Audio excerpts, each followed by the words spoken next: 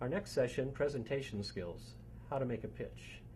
We move from business plan basics to looking at what the end result of the planning process needs to be. The ability to clearly and simply state your value proposition and what it will take to drive your idea to success. This session is presented by Pearse, a successful telecommunications equipment entrepreneur. Mr. Pearse drove one of his startup companies to a $5 billion valuation in just 18 months, raising over $100 million in venture capital. He clearly knows how to pitch investors. So let's see what he has to say about pitching.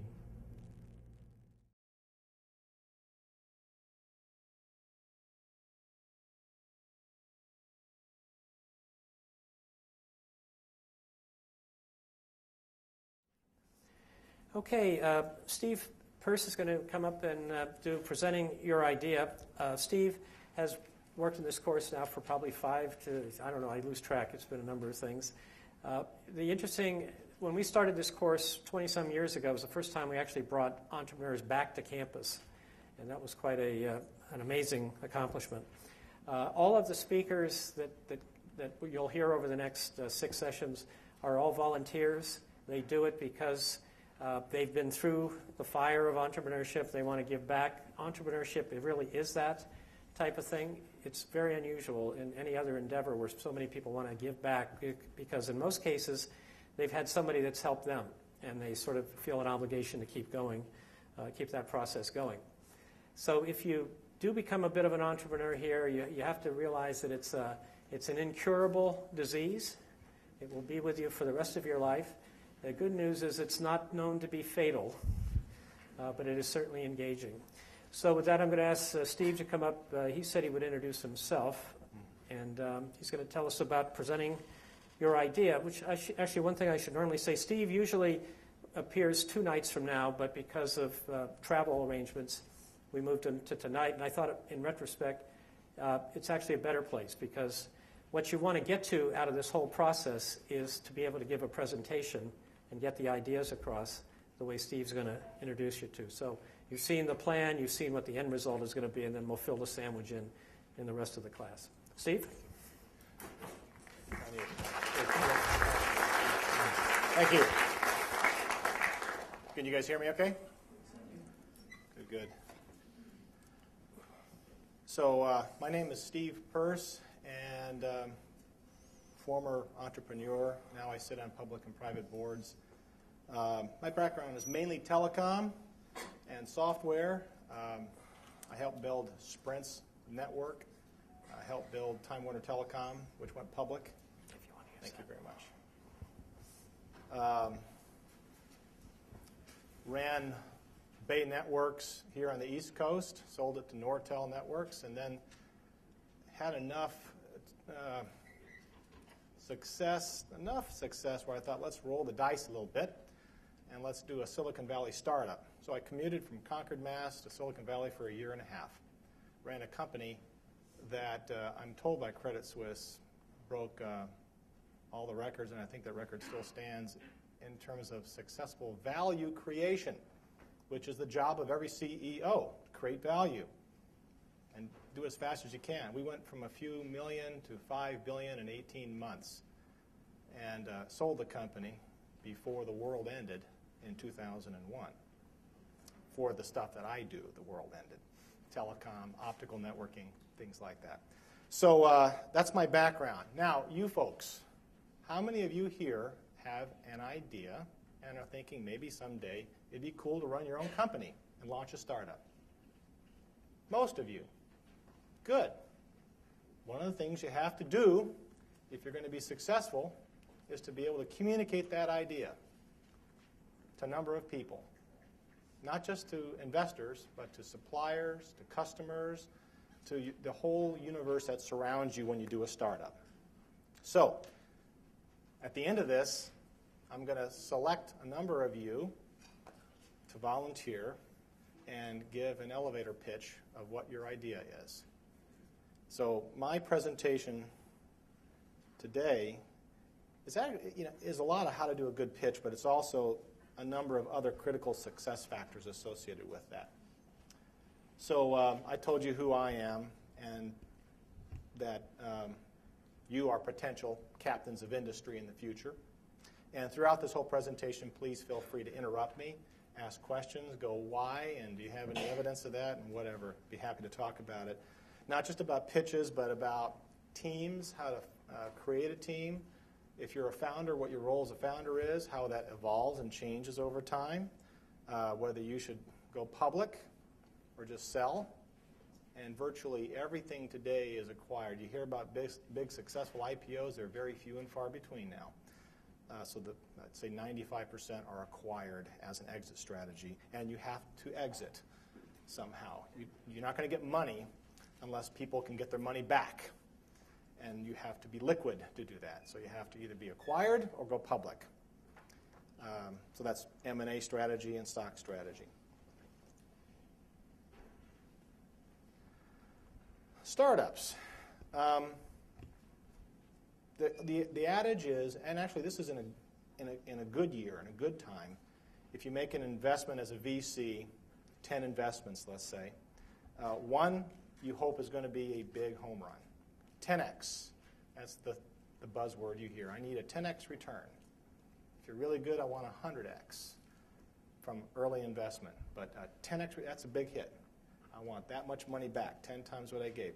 3 out of 10 might, survive, muddle through, maybe 2 to 4x return in 4 to 7 years. But when you think about interest rates and future present value, that's not a great return. And then 6 will shut down.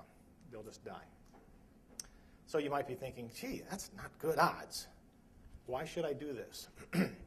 Why should I go and do a startup? Because odds are you may have to do more than one, but if you're good and you're confident and you know what you're doing, you have a good background, you're going to have one of these successes. It may be a 4, 5, 7x return, maybe a 10x return to investors. To you as a founder, it may be huge. You may be able to retire early. But you think also, who am I going to be up against? You have to think about companies that, large companies that are in your field. Why don't these big companies come and crush me? What makes me think that I can do something that a big company can't do? So when I was at Bay Networks, my P&L was about $800 million, and mostly we built routers. Small, medium, and big routers. And the biggest were called BFRs, big, funny routers. So we always did make or buy decisions. Should we make this new idea? Should we make this new blade? Or should we just go buy a company that's doing something pretty darn close and take them out of the market? So we would regularly decide, let's not do this. I don't have enough engineers. I don't want to divert money and resources to building this. It's going to take too long. Let's go buy. So that's you as a potential target. We would go buy your company if you built a router or a blade or something we're interested in. If we did a make decision, in a company where you have engineers and you don't want to kill them, you want them to stay with you for a long time, they're going to work 8, 9, 10 hours a day, but not much more. Then they're going to go home. They have a schedule. We can get a blade out in maybe 18 months. That's a good number, 18 months. But if you're a startup, you can get that same blade, that same device that goes into a chassis and frame in 9 months, maybe even faster. And in a world where a half-life of technology is months, that's huge. So there are always customers who are going to say, yeah, you're there real early, startup, and I'll buy from you. There's others who say, that's risky. I think I'm just going to wait another 9 months for Bay to get it done.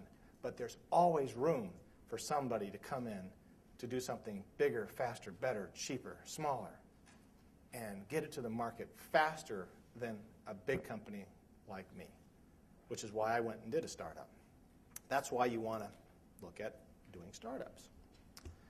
So you have your idea, and you want to get it launched, but you can't do it on pocket change. You have to go get some money.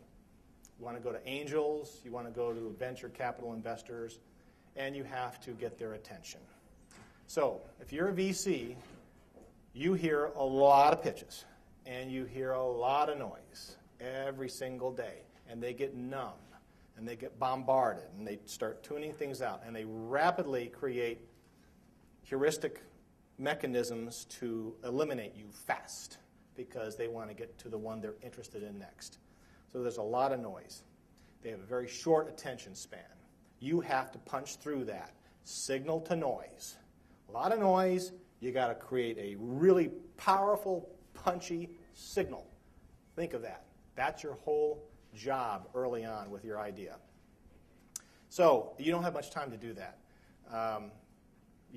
If it's an elevator pitch, you have very short time, maybe 60 seconds to get your point across and get them to be hungry for what your idea is.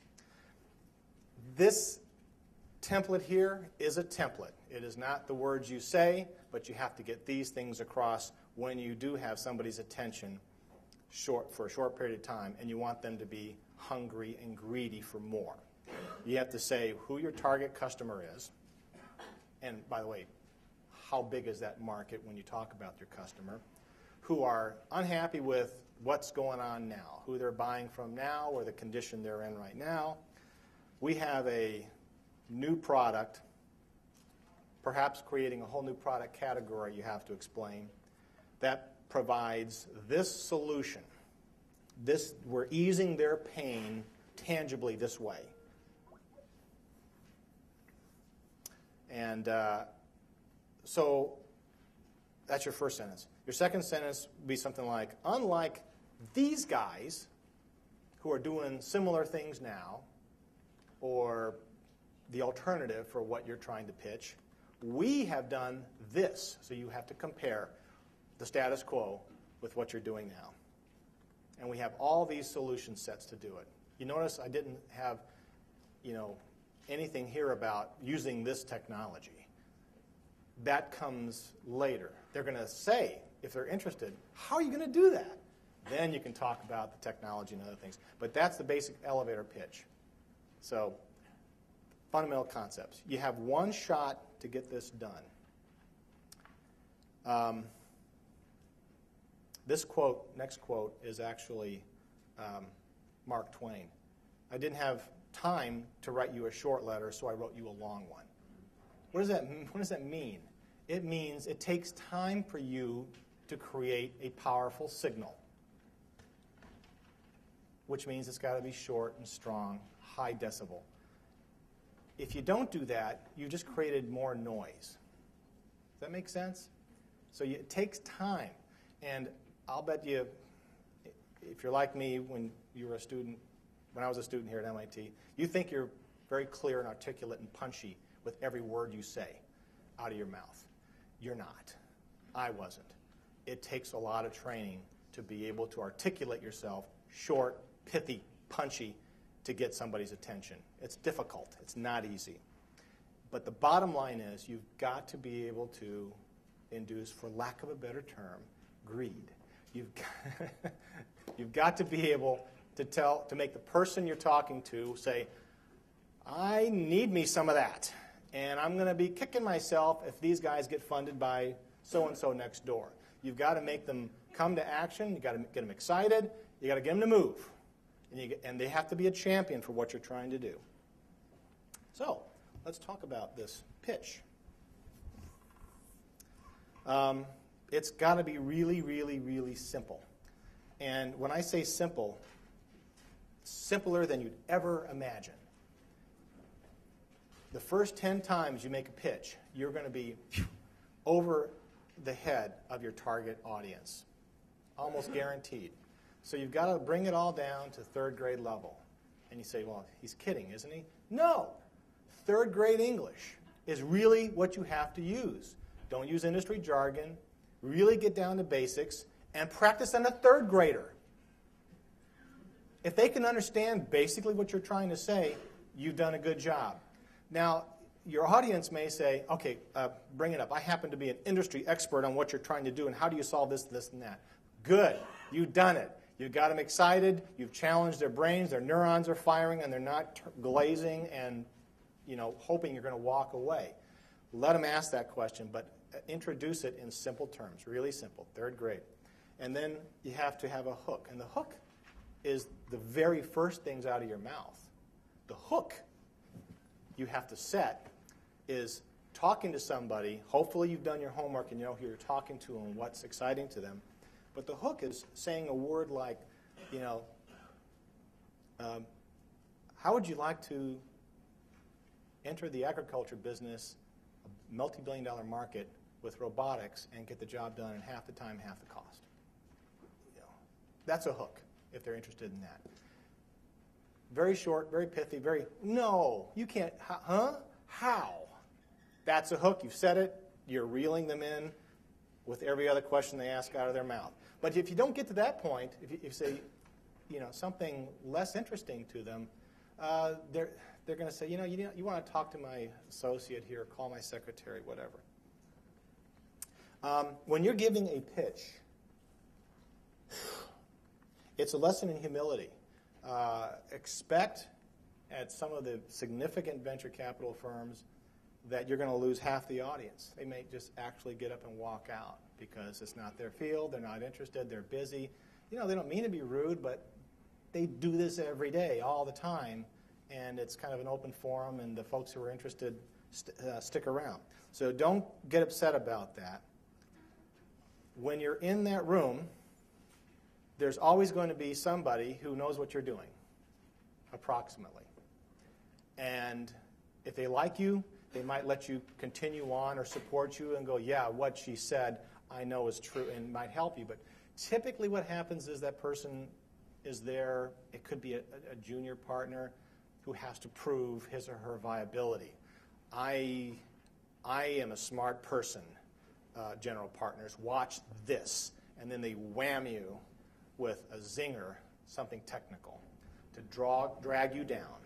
And no, I'm sorry, your knowledge is incomplete. Let me tell you why. And all of a sudden, you have a sidebar conversation going on that is boring and does not excite the general partners. Do not get engaged with sidebars or issues or trivia that you happen to know, well, this really makes me upset because they think and they don't know, and I'm going to prove to everybody. Don't do that. Just say, interesting point. Can I talk to you later afterwards? Because we have data or evidence to show that it's better than what you're thinking. And then don't look at that person again and keep going. or they've hooked you, so don't let them hook you. Don't be distracted by these curveball questions. Guy Kawasaki, founder of Garage Technology Ventures, former Apple maven, has written some good articles on how to give a pitch. I recommend you look them up. Keep it short. Keep your basic pitch very short.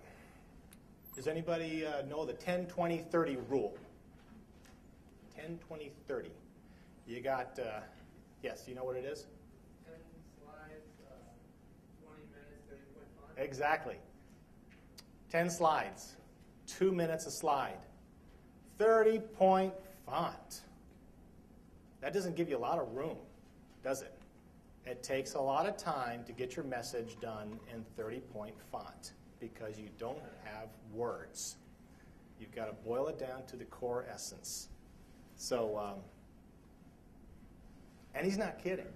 That's actually what you want to do.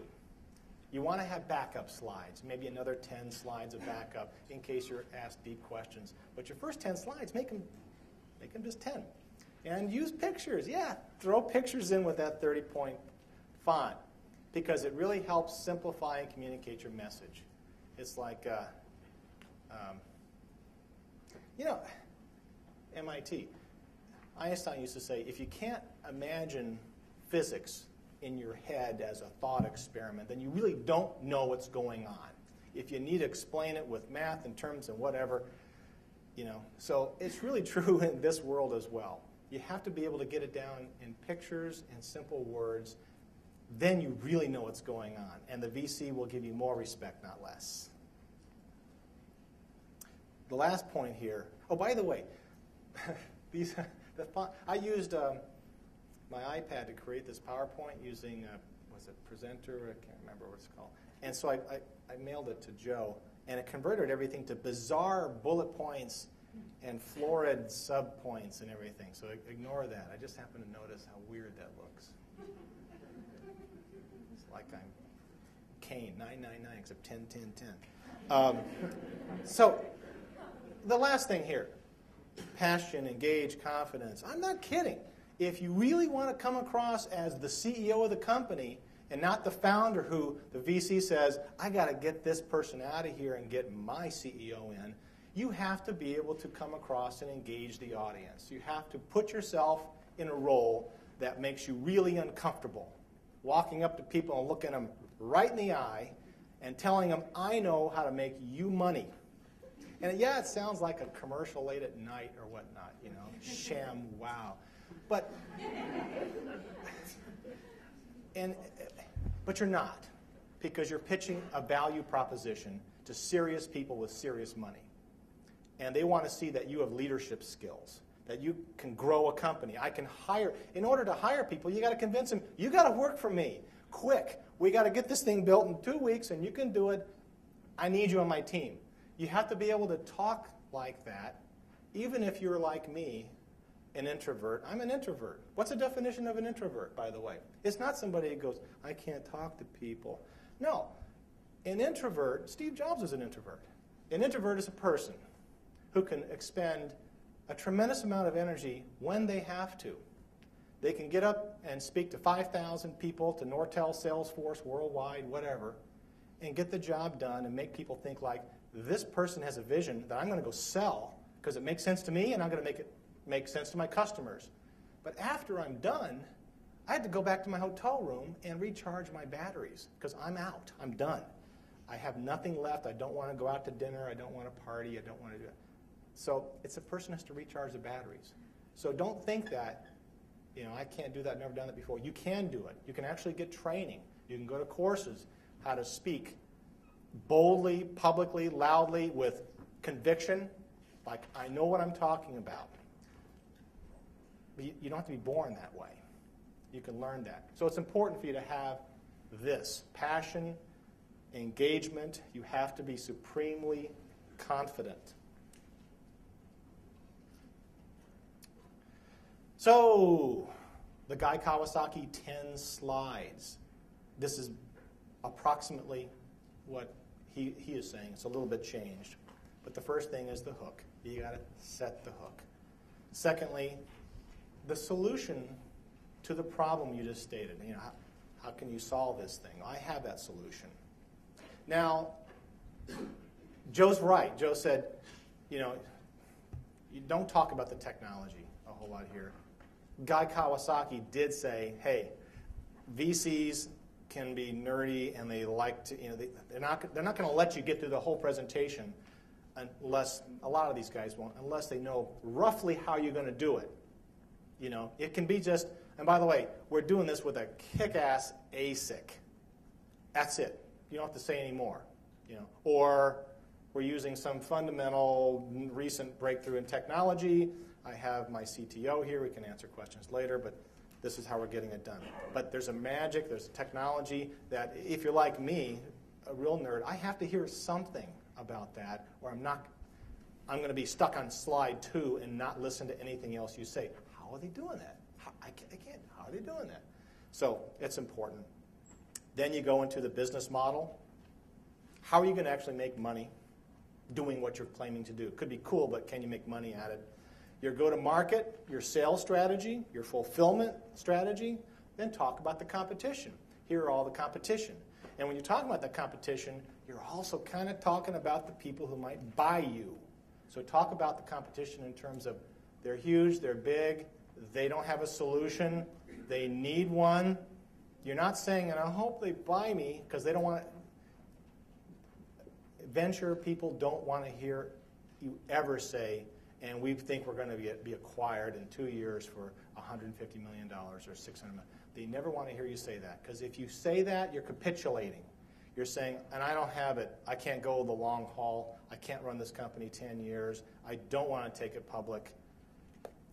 As a founder or CEO, the party line is always, and we'll go public.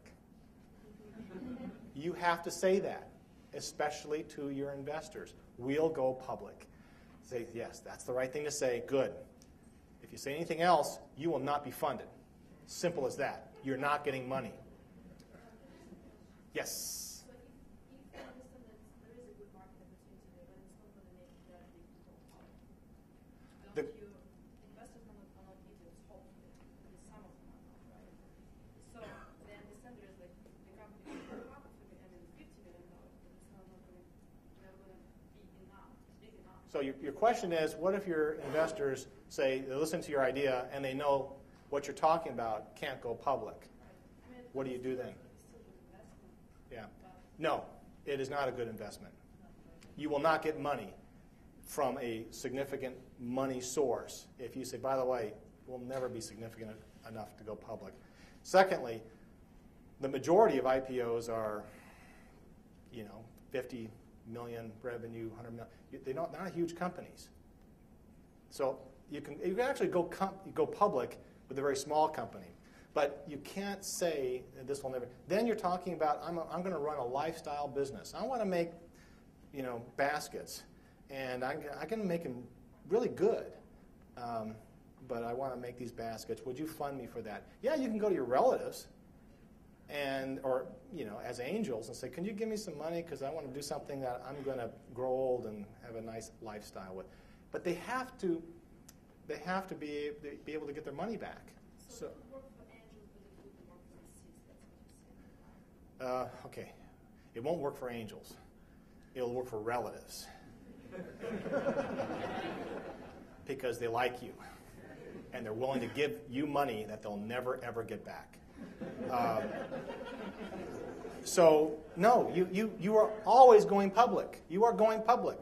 Even though nobody goes public anymore, you are going public. You have to say that. Just trust me. So, talk about the competition, who may take you out. Management team. Sometimes people say, gee, the management team, you got to put that much earlier. No, you don't. I mean, I'm too hungry to listen to your punchline. You can tell me how great the management team is later, but first, tell me the idea. Hook me, get me excited. Then I'm thinking, oh, I got to get a team put together. I know someone who can do this, and who have you got already? Okay, you're the CEO. Yes, okay, I got to get. Let them kind of fill in the blanks if they're excited enough, okay, with the management team. Having said that, if you don't have a fairly fleshed out management team fairly early on, or have the names of people who are going to be the great chief marketing officer, head of sales, assume you already got the CTO. Here's a CFO part-time I got. And by the way, if you fund us, they will join us full-time. That's a good answer. Say, here's the folks, here's the team, because they really don't want to help you flesh out a management team unless they really have to. So the more fleshed out the team is, the better. And the higher quality that team is, the far more likely you'll get funded. Okay? You will actually get VCs who will say, you know what? The idea doesn't have to be stellar. But if the team is fantastic, and they've done it before, and they delivered returns to me or another VC before, I'm going to fund these guys, even though they got a kind of a half-baked idea. So sometimes team trumps idea, believe it or not. Okay? But, not always. I'd have the great idea first. Then go over the financials, your future milestones, status and timeline. Where are you with the product or service you're building now? When will you have the great features done? How much revenue have you made? By the way, it's hard to get money these days unless you already have revenue.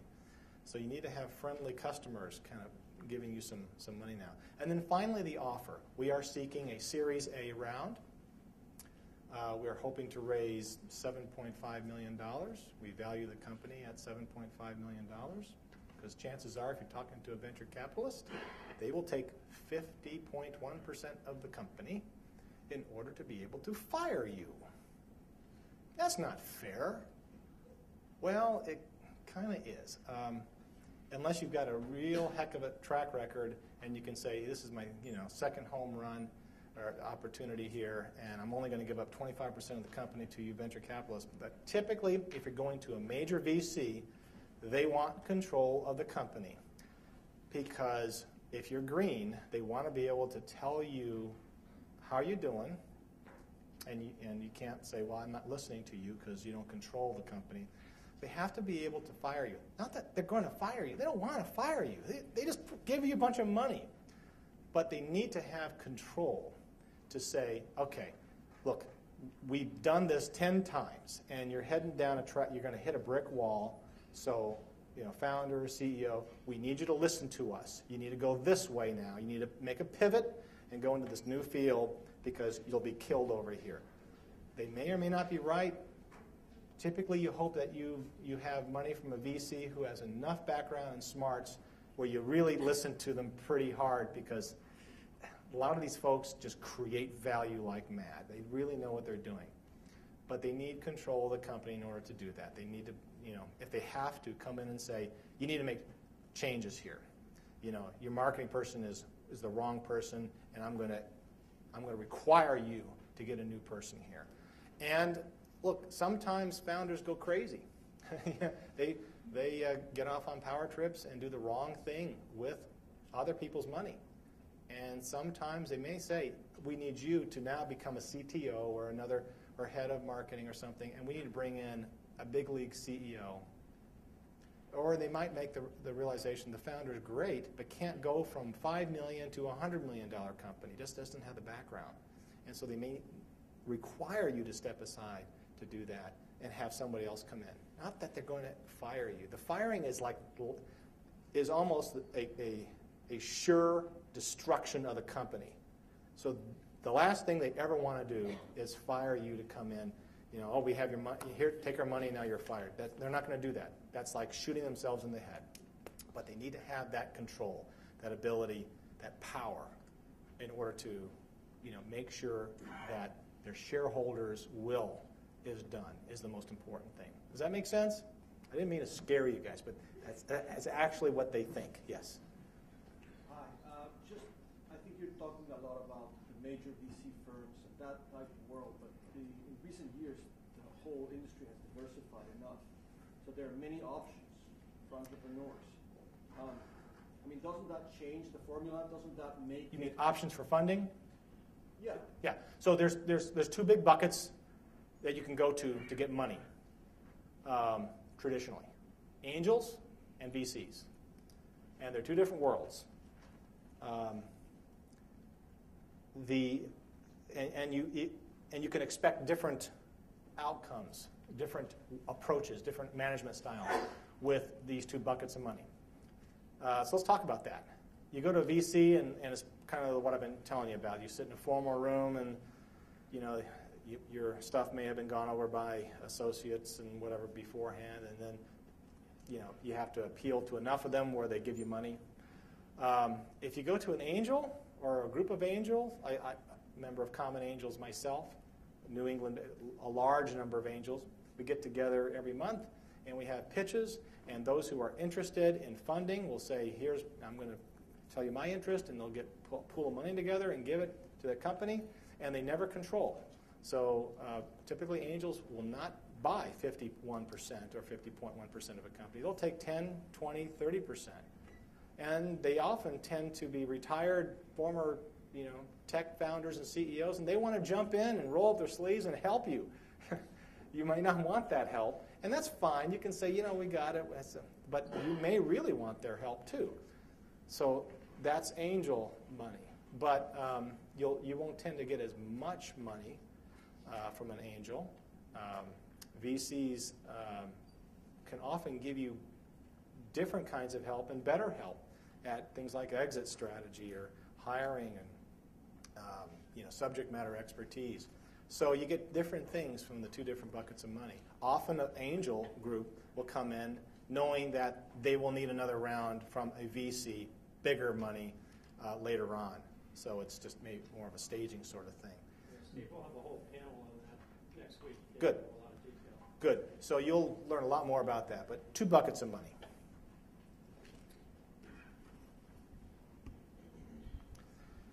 So just one more thing about the hook. You really kind of want some shock value with that hook. Again, signal to noise, signal to noise. You have to punch through all the stuff that these VCs or angels are going through. So think about it in 7 seconds. What kind of language can you use that's shock and awe? You know, things that are open-ended. That have you ever felt threatened? Yes. What's your point? You know, something that I'm going to respond to and say, what have you got for me here? Our box is 10 times smaller, faster, cheaper than this thing that you like. Oh, well, I like that thing, and I'd like it to be smaller, faster, cheaper, better. So provocative question, provocative solution. So, no geek speak. Like I said earlier, 3rd grade language. This is actual real pitch information here. The wrong thing to say is something like, our technology is the first integrated automatic book scanner, scan, digitize, bound documents at a speed 1,200 pages per minute at a fraction of the cost of, yeah, sounds all great. Protected by 12 patents. Great. Yeah. You've lost the audience. You have to say something shorter, pithier, and if they want to know how you did it, they'll ask you how you did it. But something more direct like, look, we can massively share knowledge by digitizing physical libraries at a very low, say the lowest cost to date, or lower cost by a factor of 10. Something like that. Simple. Focus of the pitch. Again, customer benefits, not tech benefits. If you go into tech benefits and use things that you think, oh, well, these are industry standard jargon terms like improved network utilization, it's scalable, adaptable, secure, seamless integration. You know, if I was a customer buying the product, I wouldn't buy it. I'd say, you stop wasting my time.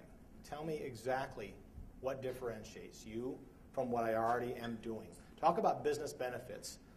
I have pain. You know, if I'm a customer, I'm in pain. It's your job to find out what I'm in pain over and how you're going to make it less painful. You know, I'm going to increase your revenues by 60%. You are. How are you going to do that? I'm going to reduce your cost of doing business by 34% in 12 months. And people who have implemented my solution have achieved that. How are you going to do that? Talk about pain resolution. Style. So, hopefully, if it's your idea and your company and you're founding it, you've brushed up and you've learned how to give pitches and you're good at it. But if you're not, if you are really bad at it, get a partner or another office of the company, have them do the pitch and be there. But use your best presenter because you're not going to get more than one chance. You know, you're not going to be able to say, I know I didn't do a very good job, and so-and-so is better at explaining it than I am. You get one shot. So and also you need to be or have the egghead, the geek, the knowledge subject matter expert in the room with you. Typically, you don't want that person necessarily presenting because they'll get sidetracked. But if they are in the room and you have that zinger from the 4th row in the back and that person saying, yeah, well, I happen to know that won't work, and here's why. You know, train the knowledge expert, the geek, the egghead, to say, can you say a few words to this? And make sure they're trained to say, well, I can show you evidence and data later. Let's wait until afterwards, but we are 100% sure that we're right. And train them to say that, and make sure they use enough jargon where they can definitively, pawn the questioner. I mean, just make sure they say enough jargon or interesting information that say, oh, wow, ooh, okay, that person must know what they're talking about. But no more than that. It's important to do that. If you are the presenter and you're asked a question you don't have the answer to at all, and neither does anybody else from your team, don't say, I don't know.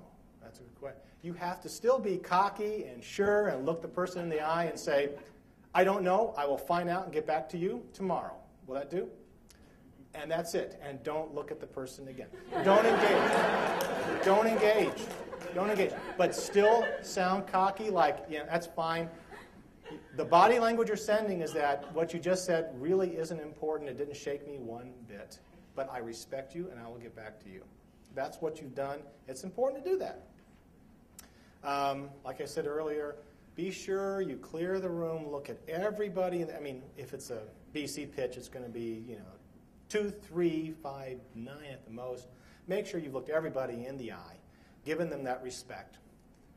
Even if they are looking like, look them in the eye and talk to each person. If they're really, really, if they haven't walked out of the room and they're giving you that, evil eye or whatever, talk to them. Say, do you have a question? Can I answer something particular?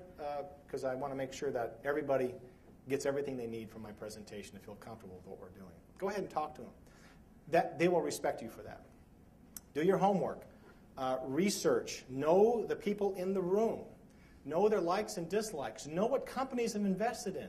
The worst thing you want to do is go make a pitch to somebody and you told them, open the kimono and told them a lot about what you're doing, and walk out and have one of your team say, oh, did you know they just closed a round with our competitor?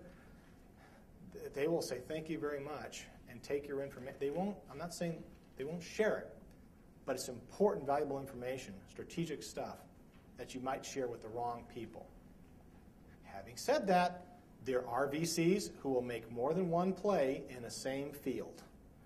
And if you know that they've invested in a competitive environment, talk to them about it. Look, here's what we're doing, and we think it's going to kill the company you just invested in, but we don't want to play games either. Do you want to talk to us? Are we a credible investment opportunity for you? They might say, yes, we absolutely, this field is so important to us, we think that we want to make more than one investment. And you know what? Take them at their word. If they're a large, credible VC, their reputation is on the line. The last thing they want is for you to go around saying, we just pitched to this VC and our stuff ended up in their company. And you can prove it or have reliable sources for that. They're destroyed. You won't see that in a reputable VC. So in general, you're okay. You see a lot of founders say, I'm not going to talk to you. I'm going to be really cagey. And I'm not going to tell you everything you need to know in order to make an investment in me. You have to tell them everything they need to know to make an investment in you. You have to, because that's their job. They have to be able to be convinced with enough information that they're going to give you millions of dollars. So don't play the game about, I'm going to be really cagey about everything I say and everything I do. You have to kind of open the kimono.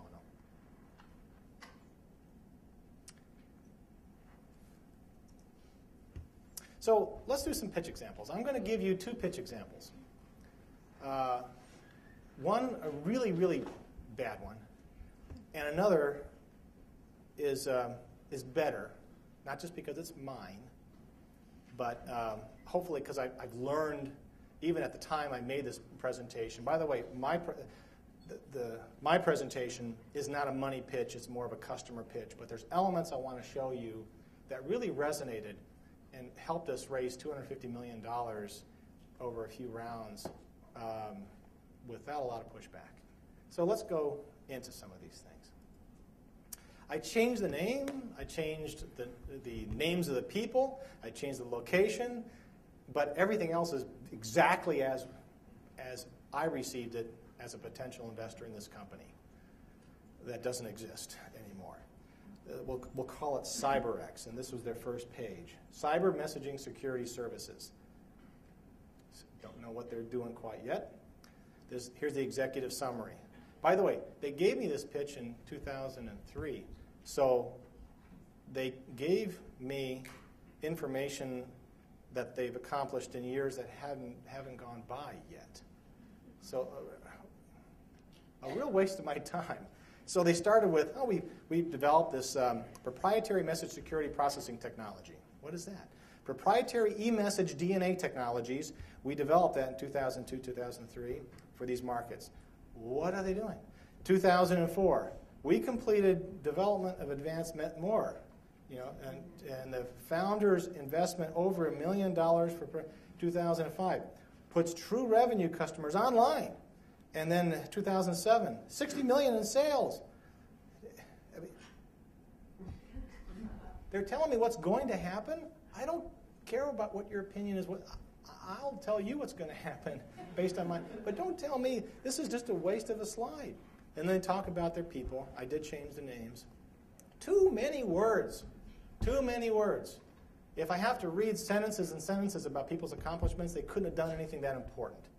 You know, if they founded a company, founder of blah, is sufficient, and I'm impressed. But too many words, too big of a consulting advisory board. And so guys, what are you doing? What are you building? Well, we're building a sentinel E strand. Okay, and I see it has something to do with DNA because there's a double helix, and you make your iStat is specialized. Is that good? How do you mutate the message? Your iStat technology, it immunizes. Is this a virus? What is iStat technology supersedes other approaches. It uses heuristics. That can be a good thing. Sentinel Z-strand engine using genetic algorithms. I'm not understanding what they're doing here. This is a bunch of buzzwords until you get to the very last thing in yellow when you get a little gleam of what they might be up to. iStat is a powerful algorithms identify spam. Does that mean the iStat is a powerful? But something to do with spam. I'm pretty sure it's got something to do with spam. And they keep going like this. They all these words, they don't tell me what they're up to. And even after they were done with the pitch, I said, now what do you guys do? And they started using, well, we do the eSentinel iStrand stuff. Really frustrating. You know, just tell me, how am I going to make money? So this was my little company in Silicon Valley. And, you know, what I'd like to do is just say, we built something esoteric, and our customer, the pitch audience, understood these industry jargon things you see up here. All I wanted to show was billions of dollars soon you will make. Our competitors, they suck because here's why. But here's why you need to deploy what we're building because of all these things. You just have to do it. And these guys are not. Yes, that's true. We want to do all that. Oh, and by the way, here is the evolution over these years. You know. It gets bigger, faster, you know, BFRs and everything. You got to point that way. And we do it with an ASIC. Thank you. Okay, now I know how you do it, an ASIC.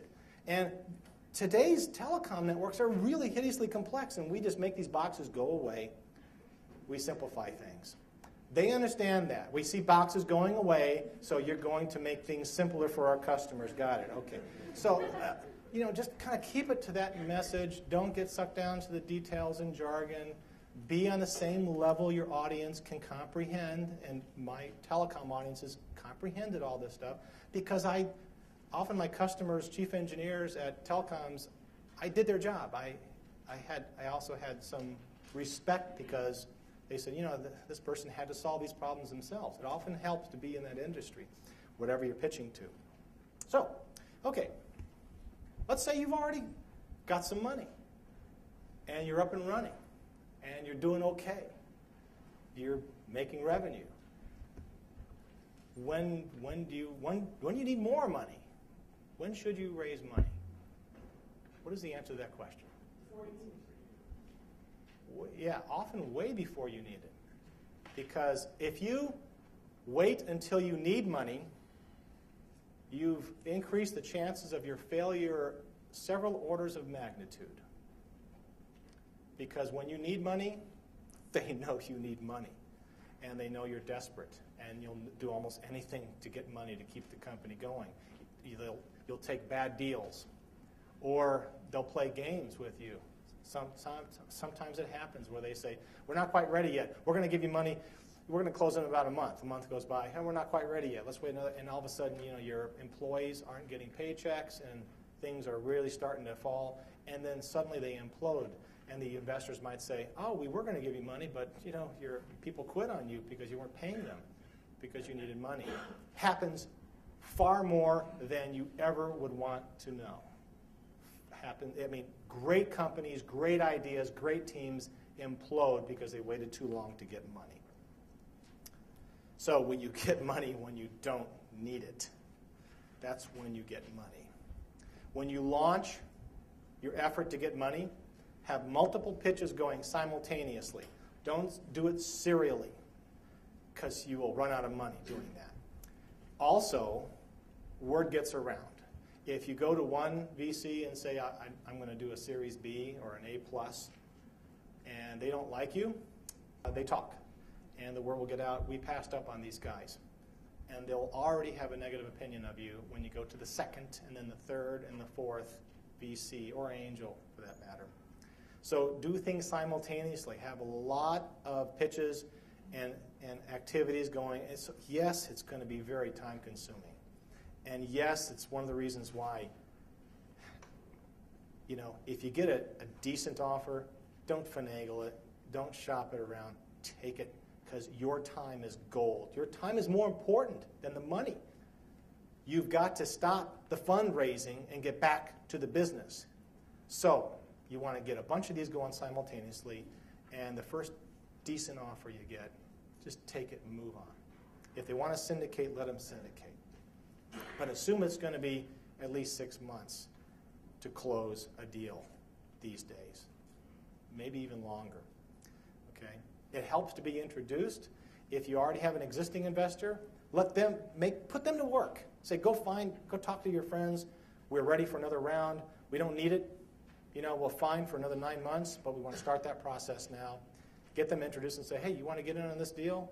You might even be able to come in at the same terms as the last round, or you can set the terms for this new round. If you have 2 offers for money, and one offer is a good deal, you're only giving up 10% of the company for the amount of money you want. But you have another VC who says, I'll give you that money, but it's going to cost you 15% of your company. But that second company is bigger, better, a little better reputation. It's tough. All right, I want to own as much of the company and keep it to myself as possible, because this is my paycheck, this is my retirement. I can go retire in the Caribbean after this. I don't want to give you that 5%. And do I really need you, bigger, better VC? What do you think the answer to that question is? What would you do? Bigger, better VC. Say that again? Go with the better reputation company? What do you guys think? Is that right? You asked the former to match the latter. You could. The responses I'm getting, yes, you should take the better reputation company. Another response is you should have them, you should counter and have them square off and bid against each other. That's a possibility. Anybody else? Yes? I tend to take the better deal. A contract is a contract. Let's make the most of it and get on with it. Okay. Better match. Better match with what you want. Better match, yeah. And I would tend to take the better deal and move on with it. So you all are right and you all may be wrong. It depends.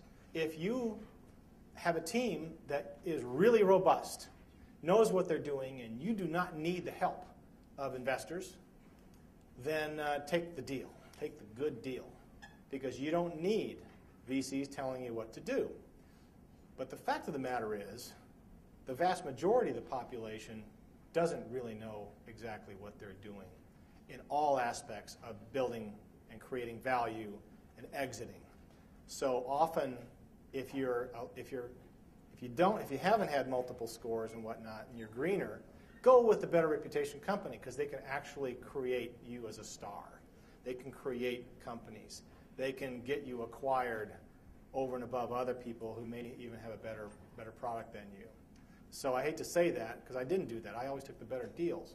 But I also saw people who said, hey, I'm not going to, if you want to match the better deal, then I'll take your money. They won't do that, because they know their value, and they'll move on. So it depends. But in most cases, I would recommend take the higher quality money as opposed to the better deal. Okay? Yes? From a VC perspective, are there circumstances or things a person might offer which will cause you to reconsider an offer to match or be closer to matching another deal? Well, so if you're a VC, can they offer what now? From a VC perspective, is there something that the proposed product or proposed company might offer that'll cause you to maybe consider getting a better deal? In terms of what do you look for when they're negotiating that speaks to you? What do you? I'm still not understanding the question. Suppose you're the VC at Yes. the table with the company. Okay. You're the VC. They're in the scenario just presented. Yes. And in what circumstance, and you're the company that... What would make a offers VC or- improve their deal? Is that what Yes. you're saying? Yes. Oh.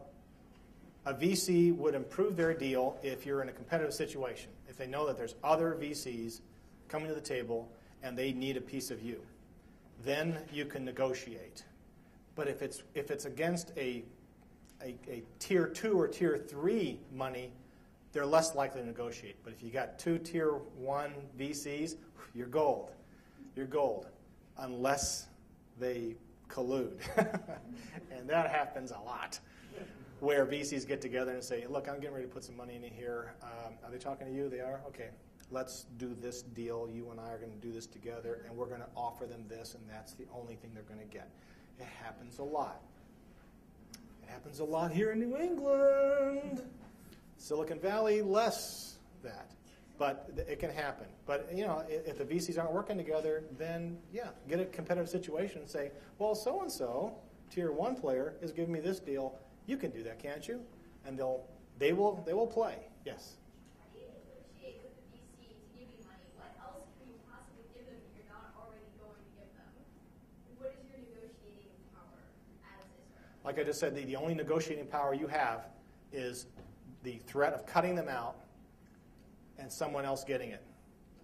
And they do spend a lot of time going, I let that one go, I let that one go, how did I let that one go? Especially if you're doing well. But that's it. If they're the only people giving you an offer and they know it, take the money, take it, and say thank you, and move on. Okay, business basics. This is pretty important. CFI-MITYM. Who knows what that means? Okay. So, cash flow is more important than your mother. It's not my term. This is like an industry term. It really is. Cash flow. Cash flow is great. How can cash flow, if you have cash flow, nothing can be going wrong, right? No. Cash flow can kill a successful company. Boston Market, growing like gangbusters. Cash flow killed them. How can that be? Because if you're not keeping an eye on the money coming in and the money going out, okay, you can get caught in a situation that you're growing so fast that your obligations outstrip your ability to pay in current cash. And all of a sudden, bam, you are desperate. You go to banks. You go to your VCs. I need a bridge. And you're panicking, and you either get horrible deals thrown at you because you fumbled the ball and they're trying to pick it up for you, or they go, oh, whoa, things are out of control, and nobody can move fast enough to save you, and you're dead. So keep an eye on your profit, your cash flow. Make sure you've got a good CFO. Get help from the VCs who have seen this show go on before, and help them keep you from hitting a wall and destroying your company. A business plan, like Joe was saying, you can have a big fat business plan. If you're lucky, a junior associate will read it, but typically nobody reads it, because the business plan gets changed and modified as you go. Everything gets thrown out the window. Nevertheless, you still have to have a business plan. and you still have to prove that you can create a business plan and stick to a rolling business plan as it evolves. So you have to do that. And then flexibility. So whatever your idea is, great idea that we're going to hear about, pitch it. It's not the one you're going to end up with. An industry term being used these days is pivot. You know, name me a startup that's on Series B or C that hasn't pivoted, meaning they went out to the market doing this, and everybody's excited. Yep, build me a lot of that. And then something happens, and they go, okay, dead end. There's a better, okay, let's just we're going to change this and reprogram the firm and go this way. That's called a pivot. And most companies end up pivoting. They don't end up executing what they thought they were going to build value on. So it's normal. Don't be looking for that. It will happen to you. If you're always second guessing, you know, should we really be going this way? I think maybe this is more attractive over here, and there's glittery, shiny stuff over there. That's bad. That's called lack of focus. You have to be focused and keep going to where you're trying to get to, and then something obvious will make it clear. You can go no farther this way. At that point, you make the pivot. You get focused again on your new target, and you relentlessly and inexorably move that way. Okay, that's a successful path for success, not a meander walk. Success factors. So Joe mentioned earlier, you got to have intellectual property, and it's good to have protectable patents and things like that. You know what? You know how many companies say we have 3 or 4 patents and it's protectable, and the VCs go, harumph, good, protect that IP. And yet it becomes useless by the time they go public or acquired. That the patents are good, and they can be extremely important protective material. You know, the good defensive stuff. But most of the companies that I see successful don't necessarily have patents. They're just fast. They have an idea, they see an opening in the market, and they're just fast. In our case, yes, we had an ASIC, but we were just fast. We had the very first next generation 10 gig IP-based backbone for metro area networks. We had it a year before anybody else did, building the stuff that the telcos really wanted. So we beat Nortel. We beat everybody. We were there fast, and we had some pedigree. And so we got a huge amount of attention. We were fast. The patents we had weren't that important. It's just get to the market, because there's an opening there. Go run for that touchdown. Get over there. You know, don't worry about everything else, making sure your patents are ultimately defendable. Get there quick. Just as important as intellectual property.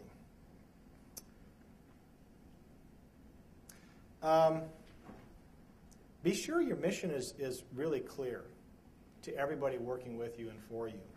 Because if everybody has a different idea of how to get there and what your ultimate mission is, you're going to be defocused. We talked about the team, how important the team is for a success factor. Know where you fit physically on the food chain. That often is where you have to pivot. The food chain changes. Suppliers might change the game to the point where you can't do what you were going to do anymore. Always keep an eye on your ecosystem. Let me see what else I can concentrate on here. Know roughly how much money it will cost to build your company. If you're building a web ecosystem, that's much cheaper than hardware. And a lot of VCs, be aware, don't like to invest in hardware anymore because it costs so much. And they may want low cap investment opportunities. But if you got a great piece of hardware, don't let that stop you. Just be aware that you have to know this is going to be expensive. They want you to be practical about how much money you're going to need. And if you're going to build something that the company itself will cost a lot of money to build, don't be shy. Don't underfund the company, because that will drive your development to a stop fairly quickly. So be honest with yourself how much it's going to cost to build this company. And then finally, be aware you're trying to target an exit strategy for your investors. So you have to be aware of how much money you need to be able to make the investor. A few more success factors. You have to be really personally ready to do a startup. To do a startup is going to take everything you've got. All the energy in your body. You have to be ready to do anything. And do not expect to get respect. As a CEO, even when we were hitting the multi-billion-dollar range, if I had to do the dishes, I did the dishes. You do whatever it takes. And titles are irrelevant. Startups are a flat organization. Be aware. Lean on anybody at any level to do anything you need. Okay? The one great thing about working for a startup that I really enjoyed compared to working for AT&T or Sprint or these mega corporations, even as an officer at these companies, is at a startup, everybody's goals are aligned. At AT&T, the old classic million-employee AT&T of the early 80s, when I was at Sloan School, got hired on their management development program, and I desperately wanted to get my promotion so I could become a district manager and earn another $5,000 a year and have a few more people under my scope. That is the world of big companies. And it's lousy when you think about it. When people are willing to stab you in the back to get a little more money and a promotion so their span of control is a few more people. At the startup, everybody's saying, let's go change the world. Let's do something awesome. And everybody can make a lot of money, too, doing this. Let's go. College. That's what's cool about a startup. And having said that, it really helped me, coming from a big company, to do a startup. I had more credibility. When we did our convertible debt round, where we were valued at $5 billion, and we got in a plane and went to every city, and we had Merrill Lynch and Fidelity co-lead our convertible debt towards future IPO value. And we had $2 billion offered to us. I only wanted $75 million, but we had $2 billion offered to us. And they tell me the reason why is because, look, this isn't a toy to you. You have actually run large companies, and we respect that. So I'm not trying to discourage anybody from working for large companies and then jumping into startups, because it really can help you in a big, big way when you're founding and running these companies. But having said that, that's fine, but just as many more with far less experience than I do jump right in the startup world, and they're highly successful. There's two ways to get there. But be willing to try it again. Sometimes it's easier to get money after failure than your first attempt. You've already been there. You can get money because you have some scar tissue.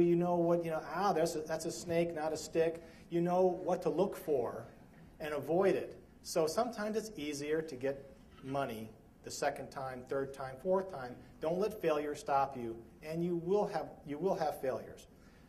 But just be in there for the long haul. It's a marathon. Speed and execution of personality. I can't remember who said that, but you need to know that you've got the ability to have speed and execution, or at least surround yourself with people who are hyper enough to bring that out of you. And then this next thing, focus, focus, focus. Focus, focus, focus. Number one success factor in a startup. It really is. You will be distracted by shiny, glittery, golden things all the time, coming from your employees, coming from your investors. Hey, Steve, you need to stop over here. Take your team and go do this. You need to be able to say, no, we're going to complete and execute our vision, because nothing has told me where we're going isn't a good thing until you find that thing. And after you're done focusing and tell everybody, shut up, let's focus. We're going to continue doing a nice idea. Thank you for your input. Focus. Get back to work and go here. Focus again. Refocus. Laser clarity. Keep going after the prize, because you got to get there fast. You got to get there with something better. There's a window of opportunity. And with technology, the window of opportunity is visibly shrinking all the time. And take help from your investors. So, bottom line, leadership really does win. Leadership, as evidenced by all the things we've been talking about, are signs of leadership for investors. Really key and critical things. You've got to have passion. Even if you're not a passionate person, emulate passion. Learn how to do that. Go to a mirror and get passionate until you can convince somebody, a third grader, that you're passionate. You have to exhibit confidence. You have to be able to look people in the eye. You have to be succinct. You have to stop using the word because it really makes you sound unconfident when every other word is and we'd like to do this. Engagement. Know who to talk to. Know their backgrounds. Fully engage with your audience. Be sure you have a call to action. Don't just say, and thank you for listening to us. Bye. Say, no, and we're looking for, how do we proceed? What do you need from us to close this deal? Ask the question. What else do you need? I hope we've convinced you. We have a heck of an opportunity here. What do you need now? What's our next step? Can I come back next week with any more information? I'm going to answer your question that you asked earlier. But be bold and say, and close the deal. By the way, closing the deal. I was on the board of a company here in New England that was in trouble. We had to replace the CEO. I volunteered to be interim CEO until we got the permanent CEO. And one of the problems is we had all these betas, but nobody would close the deal. Nobody gave us money. So the first day on the job, I drove down to our biggest customer, and I said, how's this going for you? Well, we have some hiccups, but it's okay. And I said, good. Going well enough for us to close? Can I get a check from you today? Well, yeah, actually. I was wondering why you guys haven't asked until. You'd be amazed at just boldness, how far it will get you. Just ask the thing that you're too shy to ask normally. Just ask it. It's called the ask. Make it. And if you do all these things, I really think ultimately, you lose battles here and there, but ultimately you will win the war. Thank you very much.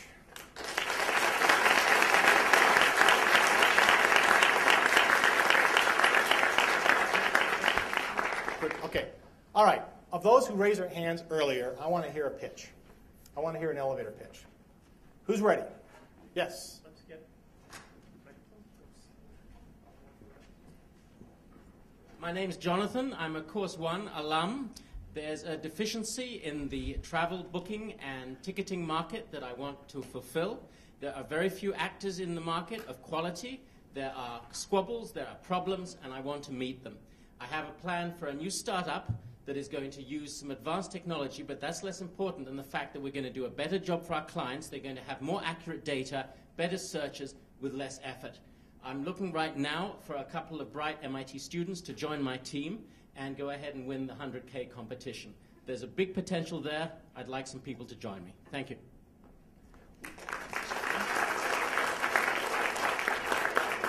Thank you. What's he doing? Something in the travel booking? Exactly what? Is anybody? Okay. Is it exciting you? Are you hooked? Hey, are you going to join them? No, I'm here. Okay. So, clarity, punchiness. I didn't hear a huge value proposition. We're going to change the world and create all. So, interesting idea, but it'd be nice to hear more. But I'm not sure you actually hooked. Work on that a little more. Yes. Anybody else? Who's ready? Yes. Microphone right there.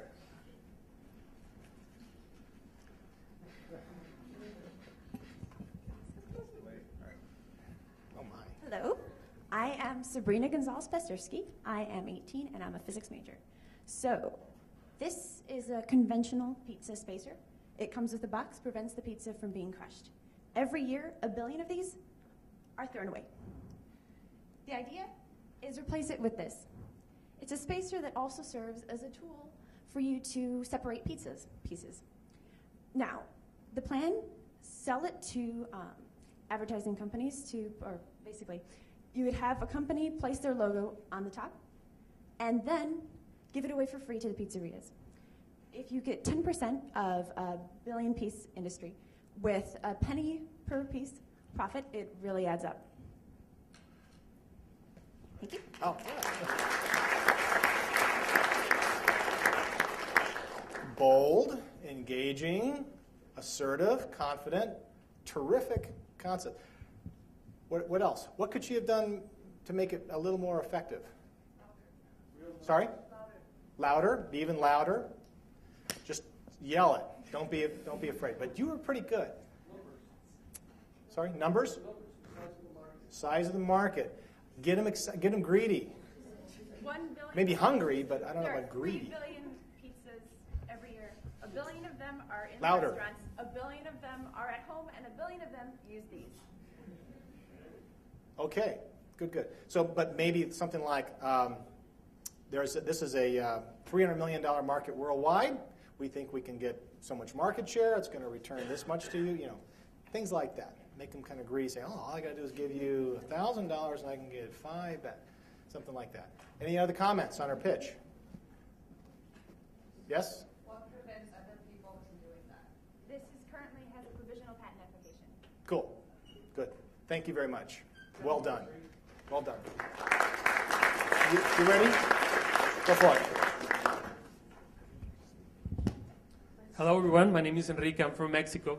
The business idea I come to pitch is called MicroPlus. It's a savings platform for the bottom of the pyramid market in developing countries. So the current state of the market right now is that these people, when they want to get a product, they cannot afford it. So what they do is they get a high interest credit, and they end up paying 2 or maybe 3 times what their product costs.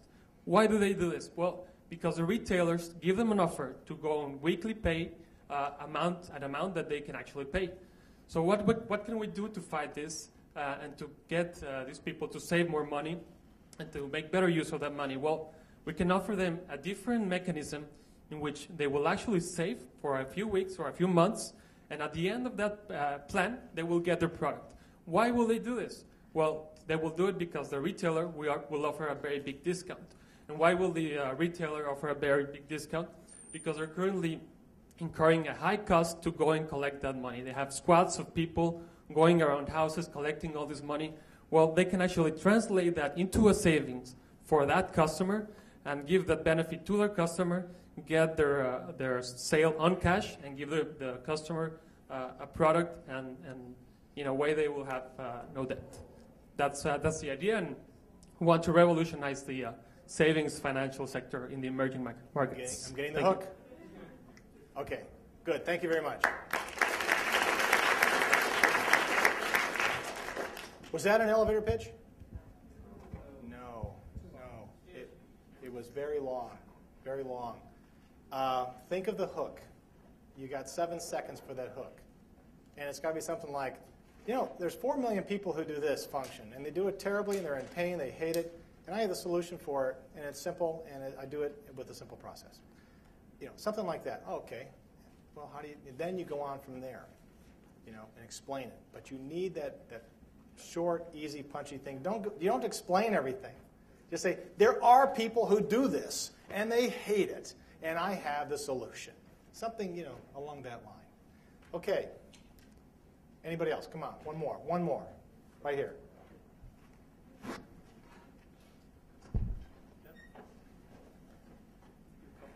Yeah? The next person can tee up over here. And if we run out of time, maybe Joe can do more of these throughout the rest of the week if there's time. Go ahead. Thanks. So when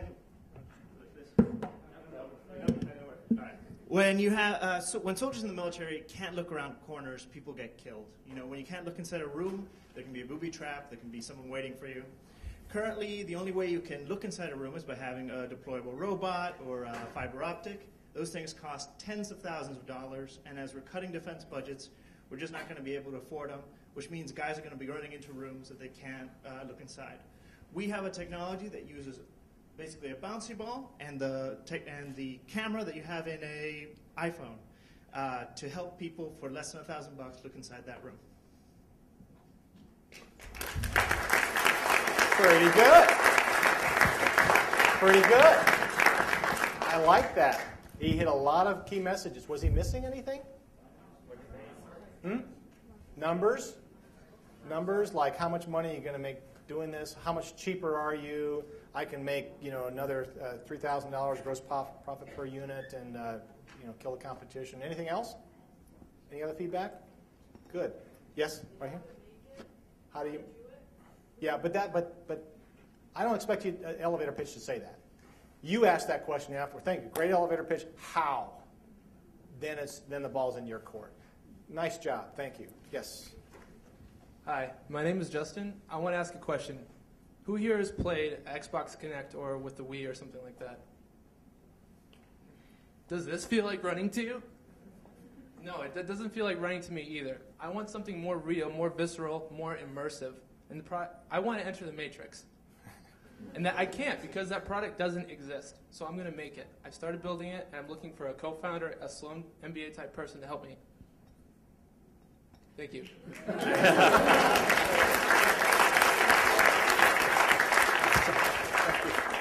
What do you think?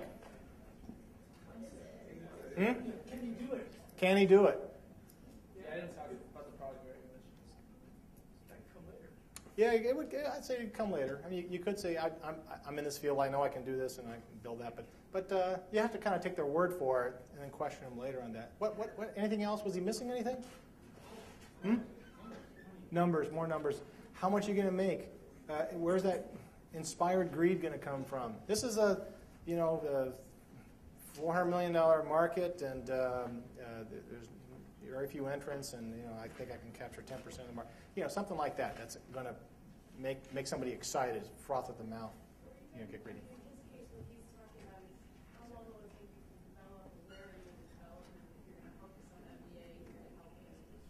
Yeah, maybe.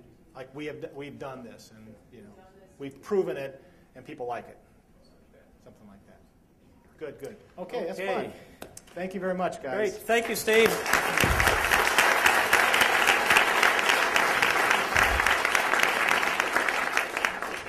So you've seen what the end result is supposed to be. In the next 4 or 5 nights, we're going to help you get the pieces together. And we'll continue doing these pitches during the classes, and we'll see how we go. So tomorrow night, a great presentation with Bob Jones on customers. If you thought you knew about customers, think again.